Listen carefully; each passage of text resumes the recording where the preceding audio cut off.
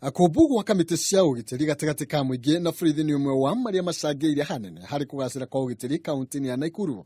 Wanyitanire uria ugathiririo na njira nene ni Walter Mwania kuma gikundi kia Midrift Human Rights. Because of enhanced trust, confidence building, we are seeing members of the public beginning to report criminal activities, report violence.